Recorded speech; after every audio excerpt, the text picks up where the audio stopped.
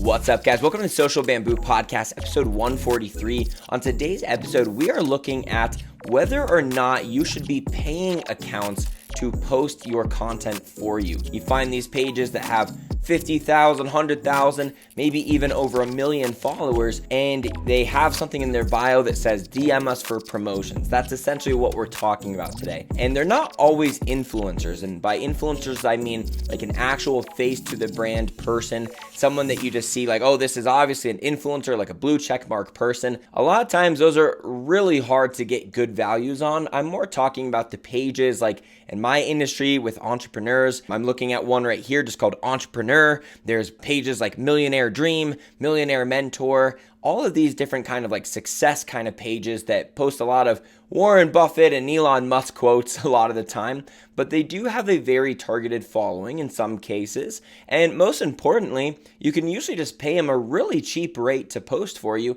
and they usually have tens of thousands, if not hundreds of thousands of followers. So this is something that I've spent a lot of money on, and a lot of it hasn't really gotten me my money's worth, and a lot of it has too. And I've really found out what are the key differences between knowing when you should pay an account to post your work and when you shouldn't. So in today's video, not only am I going to be showing you some strategies on how to do this and how to prospect and find these people, but I also have a free worksheet for you that is an equation that I designed that by putting in some certain metrics here, you're going to know exactly which accounts to work with and which accounts not to from a statistical analysis standpoint. This is something I've only given out with paid material in the past, but I've decided to give it away for free just because it's been that valuable for making sure that I spend my ad budget correctly. So if that excites you, make sure you hit the like button, hit the subscribe, and stick around because this is not going to be an episode you want to miss.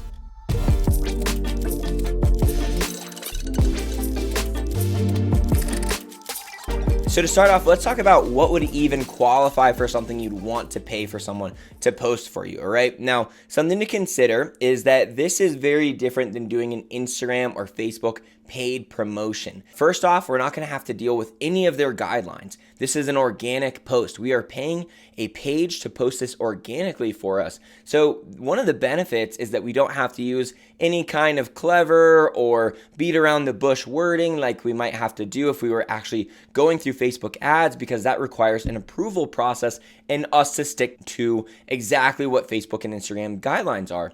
On top of that, if you're a business like you sell guns or knives or alcohol or any of that fun stuff that is not allowed to promote on Facebook ads, this is one of the ways that you can actually use paid promotion and still be totally fine, and you're still doing it on Facebook and Instagram. But what we're talking about are pages just like this. I'm looking at the page called Entrepreneur. This is one that I have messaged in the past to see how much it would cost to post with them. They have 3.6 million followers, and it costs $500 to promote with them. And I'm pretty sure it costs $1,200 for 3 posts. So there's usually some kind of discount that you can get, but honestly, that's probably a pretty good rate. I think it was this page. We're going to go off of that, but don't message them being like, hey, I heard it's $500. It might not be this page, but I think it was, all right? So 3.6 million followers, and it costs about $500 to post. So a lot of businesses, what they want to promote is something that they have for sale. But the problem is in marketing, it's just known that usually an item has to be promoted at least 7 to 10 times before someone bites and actually purchases it. So if you're going to be promoting a product on these pages and it's the first time they're ever going to hear about it and you're just going to pay them one time, this usually doesn't work out, all right? So there's 3 types of posts that I recommend that people actually do to pay an account to post for you. The first one is an attempt to just gain followers. So let me show you an example from my page here. It's a recent one that I did, and this is a post that we're gonna be breaking down coming up because this post actually gained me over 700 followers, and it's largely because I did promote it, but I actually did it through Facebook and Instagram ads promotion to get that many followers. This would be a great one for me to also pay an account to post for me if I wanted to.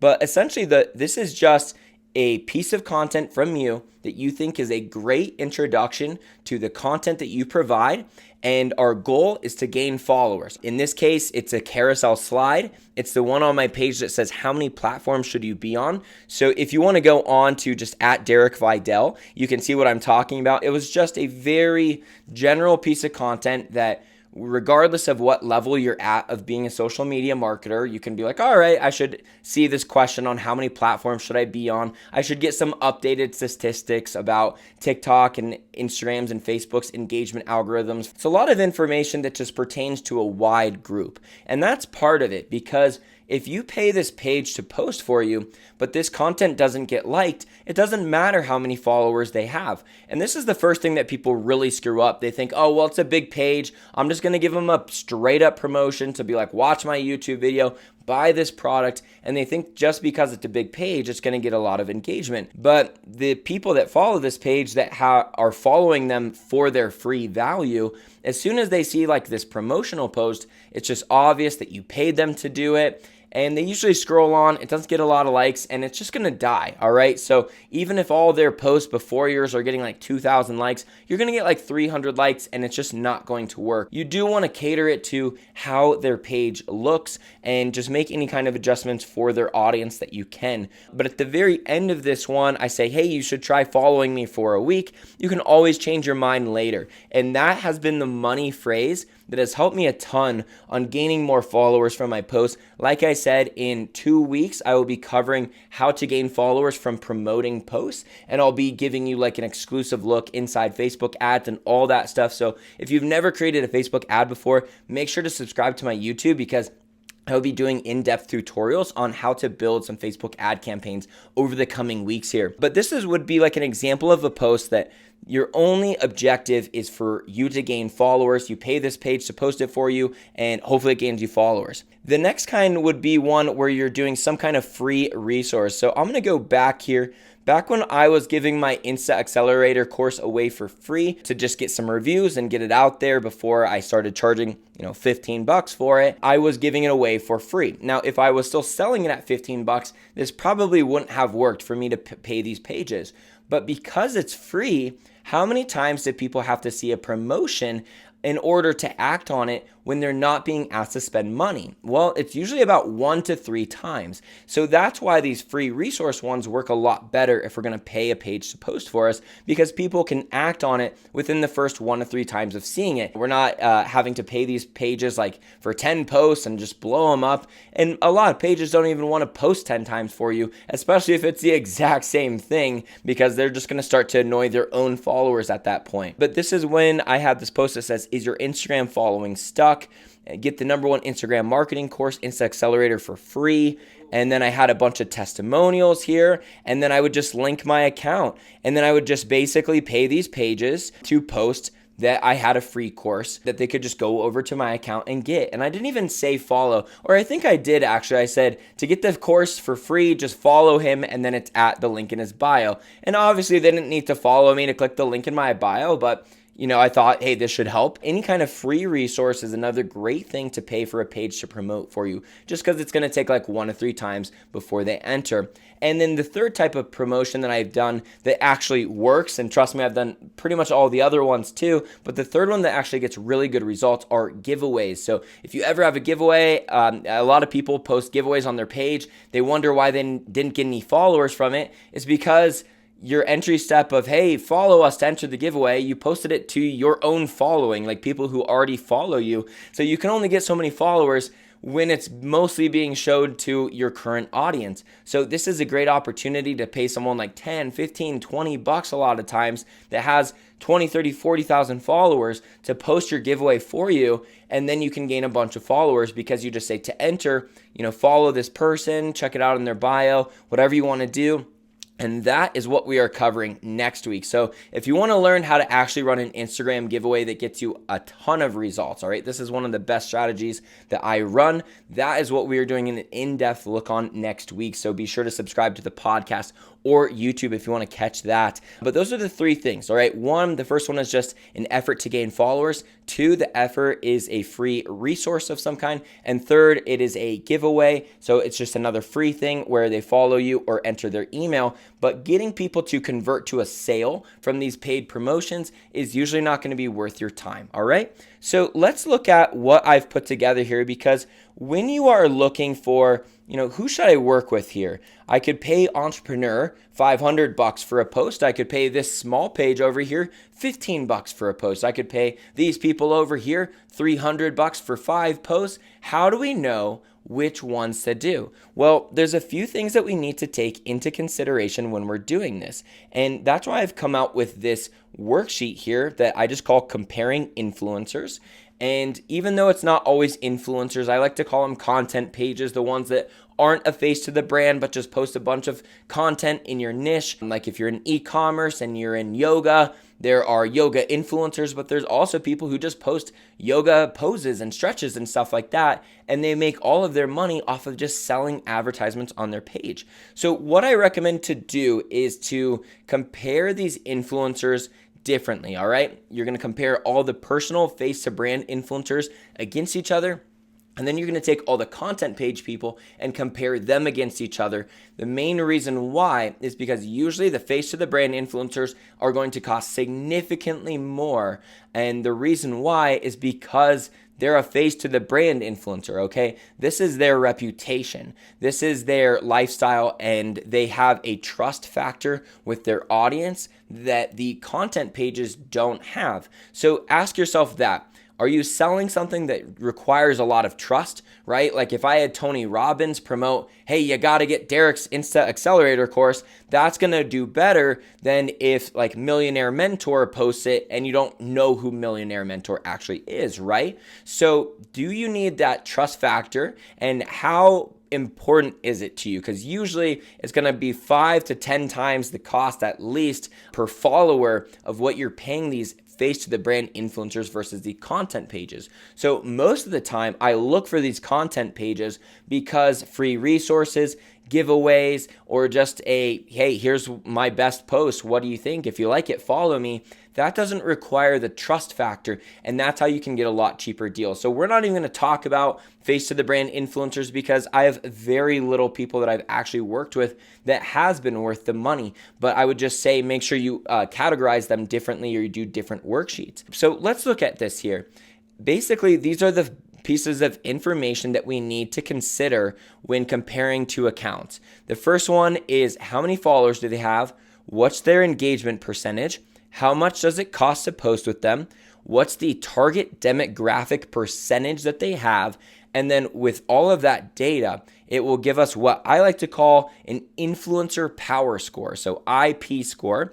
And then we're just going to compare these IP scores against each other to know who we should post with. So basically how it's going to go, on the sheet I have like 8 accounts. So, and I recommend people do this. Like if you're even looking to spend like $50, $100, and you want to make sure you're doing it in the absolute best way, you might as well DM all of these different accounts, get all of their rates, get all of the metrics and all the data together, and then compile it together so that you can make the best decision.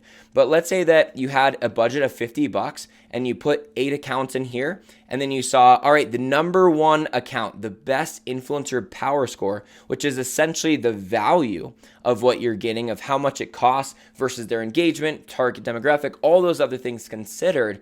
If it's the best one and they're only $10, then cool. You're going to post with them and you got $40 left. Then you're going to post to the next one that is still within your budget, right? So you're just going to work backwards from there. So I'll show you how that works in just a second. But here's essentially how we would do it. So let's say that I wanted to go over to the Entrepreneur page here, and I was considering posting with them. So I would say that they have 3.6 million followers. So I would plug that into the following, and I'll do this math in a second. So plug that into the following. Then for their engagement percentage, I like to just go over to flanks.com. And by the way, you only get a couple searches per day for free, but you can get a couple extra searches on your phone, on your tablet, on your friend's phone. So I've never paid for it, but you do just get a couple searches per device per day, but this is my favorite way to find someone's engagement. So I'm just going to put in the name entrepreneur and click search here, and we'll see what their engagement percentage is. So it looks like they only have a 0.15% engagement rate, which for 3.6 million followers, it maybe isn't crazy bad, but that's why just everything needs to be in consideration, because 0.15% engagement at 3.6 million followers is going to be higher than like 5% engagement, 10,000 followers, right? It's going to still reach more people. So we want to still consider every part of this. So then we'd go ahead and put 0.15% engagement into the equation here. For the cost, we'd put in whatever they gave us. So we'd say $500, which I believe they said. And then the target demographic percentage. This is where we have to ask them for their insights and ask them for a screenshot. I just don't like to count on everyone just giving me accurate information. So rather than asking, hey, what's your percentage of US and whatever, I just ask, can I see a screenshot of your audience analytics? So let's say that I'm an e-commerce brand that can only sell to the United States, and they say I have a 30% United States following. Then that means right there, your target demographic percentage would go down to 30% of their following. But let's say that also we could only sell to people over 21. Well, it says like 25 to 34 for the category, but we can kind of guess like, hey, there's a bunch of 13 to 18. There's a bunch of 19 to 24, and we can kind of just take out some of that percentage, right? So let's say they have like 10% from 18 to, or 13 to 18, or whatever that age gap is, then we already know there's another 10% off of that right there, right? So we would take that 30%, take 10% off of that, we'd be down to 27, and then maybe we can only sell to males, or it's just male skincare is what we're selling. Then we would say, oh, they have 20% female, and we take 20% off of that, right? So then we would find out our total target demographic percentage in the end, all right? You're just going to compose all of that stuff, anything that we need to filter out. You're going to find out what percentage of their following is actually your potential customer, because if you are talking to someone who has great stats, but their audience insights don't match up, then that needs to be taken into consideration as well. So once we have everything plugged in here, let me just do this equation for just this one person. So we take their followers. Let's say that it's 2.7 million. So there's that, and then we're going to times that by their engagement rate, which is 0.15%, but we're going to do 0.0015 is what we're timesing by, because we're going to use the decimal, right? We're not going to use the 0.15%. We're going to add 2 zeros to it so that we can actually get an accurate reading. Okay, then times the target demographic percentage. So let's say that we found out that roughly 25% of their followers are actually within our target demographic. Then we do times 0.25. And then the last thing is divide it by the cost. So the cost was 500, divided by 500. And then that would give us an influencer power score of 2.025. So then I would go ahead and write that down on the IP line. Now, this is something that I'd love to give you a general average of what a good influencer power score is. But in reality, all that matters is the influencer power scores as they compare to each other. You're going to see completely different rates in every industry.